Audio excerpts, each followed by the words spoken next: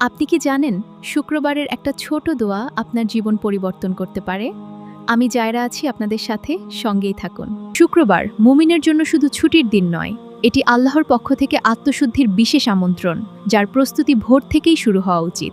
গোসল করা, পরিষ্কার কাপড় পরিধান করা এবং সুগন্ধি ব্যবহার করা, এসবই প্রিয় নবী রাসূল সাল্লাল্লাহু আলাইহি ওয়াসাল্লামের গুরুত্বপূর্ণ সুন্নত। এরপর বেশি বেশি দরুদ পাঠ করা, কারণ এই দিনে আমাদের দরুদ সরাসরি রাসূল সাল্লাল্লাহু আলাইহি ওয়াসাল্লামের কাছে পৌঁছে দেওয়া হয়। সূরা কাহফ তিলাওয়াত করা এই দিনের গুরুত্বপূর্ণ একটি আমল, যা আমাদেরকে দাজ্জালের ফিতনা থেকে রক্ষা করার শক্ত ঢাল হিসেবে কাজ করে। জুমার নামাজের জন্য আগে আগে মসজিদে যাওয়া এবং খুতবা মনোযোগ দিয়ে শোনা সওয়াবের কারণ এবং আল্লাহর বিশেষ রহমত লাভের মাধ্যম। এই দিনে দোয়ার একটি বিশেষ সময় রয়েছে।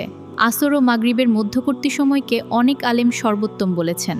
এই সময় নিজের জন্য, পরিবার ও উম্মাহর জন্য দোয়া করা, তওবা করা, গুনাহ থেকে ফিরে আসার দৃঢ় সংকল্প নেওয়া। মুমিনের উচিত এই দিনে দুনিয়ার ব্যস্ততা কমিয়ে আখিরাতের প্রস্তুতি আরও ভালোভাবে বাড়ানো।